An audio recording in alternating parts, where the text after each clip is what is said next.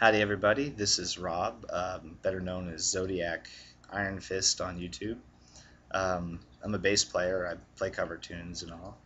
And I have an issue that I want to talk to you about today, something that's been coming up a lot on these musician channels and all. And I don't really think that we've addressed it publicly enough, so I'm making this video. As a first note, I want to say something that's not on topic. I just want to say thanks. Um, my gosh, I've been doing this for a year and a half. I've got 1,900 subscribers and all these friends who write me, and it's just an incredibly humbling experience. I really think that I'm a really blessed guy for even being able to do this, and so I thank each and every one of you, all my subscribers now, all my subscribers in the future. And of course the LRRGs, the Living Room Rock Gods. It's just a term I came up with, and after a while we made a club, and so a bunch of guys that play in their living rooms. I just want to give a shout out to all my LRRG buddies. Okay, so let's talk about the topic at hand, and the topic at hand is the removal of a lot of YouTube musicians' videos by the record companies citing copyright infringement. It's affected me 6 times now, 5 Primus videos, and just the other day there was a Black Sabbath video that was removed. And because of it, I'm no longer playing Primus. I'm no longer playing Rush. Obviously I can't play Black Sabbath anymore, so that's right out.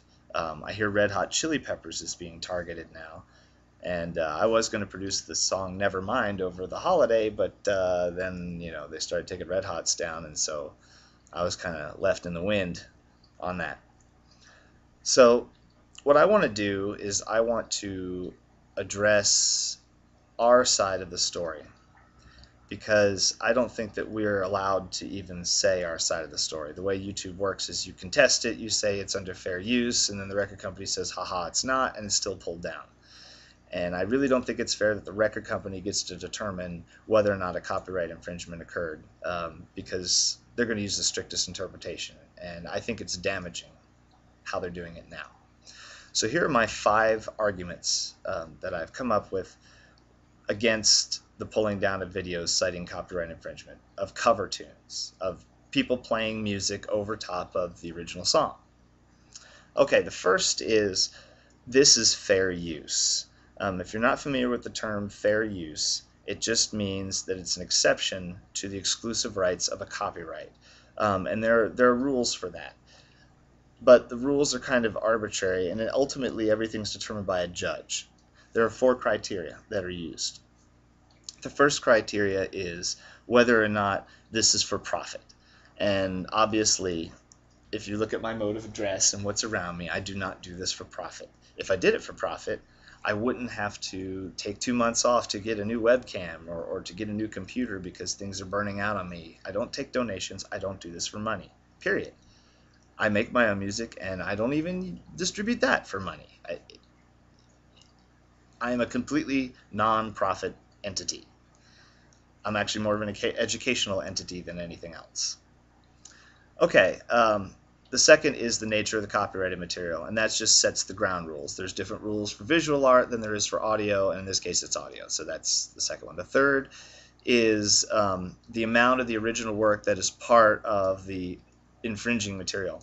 And in this case, we're talking about a song that is undermixed with an instrument way overmixed over top of that. And oftentimes the instrument is not playing the exact same thing that that instrument is playing on the song, especially in my case because I butcher the crap out of music. Anyway, so how transformative is it? Well, I would argue that only 50% of the audio is the actual original work, and 2, the quality of the work is, way diminished from what you would get if you bought it, which is the actual copyrighted material. So it's quite transformative. Last is the last thing a judge determines is how much effect your infringing material has on the market value of the original material. And I would argue that we actually promote the music that we play, And people are more inclined to go to these bands' concerts, to buy these bands' albums, if they watch us play the song, because they may not have even heard of this band before, but they might like us because we played another band. So I don't really see how we're negatively affecting these companies at all. Okay, second argument that I have is that humans are not involved in this. They're using software to go and look for signatures, and then they remove automatically these videos citing copyright infringement. Now, the problem with this is computers make a heck of a lot of mistakes. They don't really have any feelings, and they make mistakes that often cost YouTube money. For example, a woman once had a video of a toddler up. There was a police song playing in the background. YouTube pulled down the video. She sued. YouTube lost. And not only did the video go back up, but they had to pay fees and all. So here's where they pulled something down and it kind of bit them in the rump.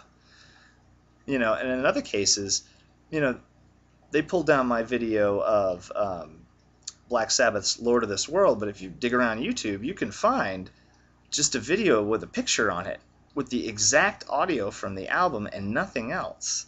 So they got rid of my stuff, which is, fairly transformative, and kept something that is just like the original. So, the computers are not doing a good job here. My third argument is that the record companies are not doing this in good faith. The record companies are trying to be as intimidating as possible. And this is evidenced by how they handled another case with Bolt.com. They did the same thing. They aggressively said, we're going to sue you. Bolt.com didn't have the money. They settled out of court. And they settled by giving up the entire company to, and I believe this was UMG. And UMG ended up getting Bolt. And because of it, they get a free website, just by threatening to litigate.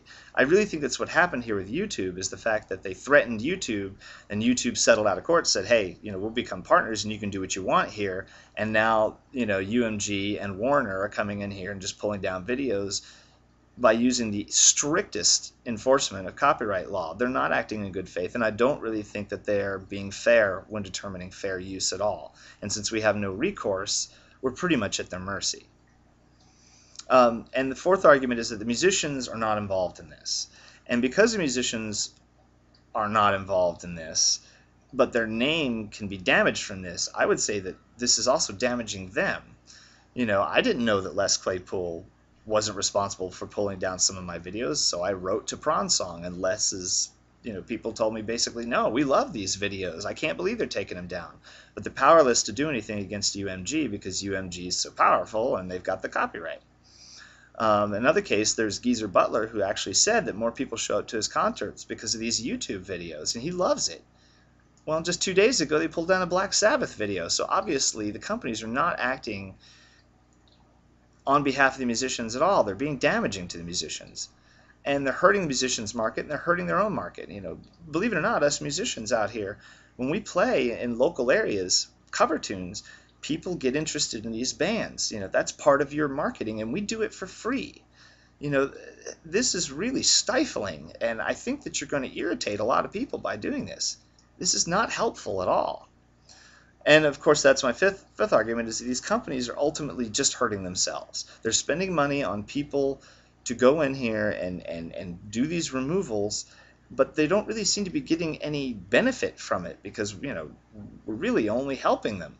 So they're costing themselves money, they're paying people for unnecessary work, and they're hurting the industry, and they're hurting music in general. I mean, the bottom line is this. I enjoy all these bands. I enjoy Rush. I enjoy Primus. I enjoy Black Sabbath. I enjoy Red Hot Chili Peppers. These are bands that obviously I can't play anymore. But it's not like I'm not going to find a band or a company that has no problem with this. And eventually, over time, people are just going to do this. And the only bands that are going to get exposure really on YouTube are the ones that aren't part of these big companies. You guys, UMG, Warner, you're slitting your throats doing this. I don't understand it at all, and I really would like to ask that you would quit it. Just stop this campaign. It's ridiculous. If you insist on doing this, go after the egregious offenders. People can capture the audio from that. They can't really capture the audio from my covers. Anyway, so all my metal fans out there, all the people who watch the metal music, expect to see a lot more of it, because the metal bands don't care, nor do their companies. And I love playing metal.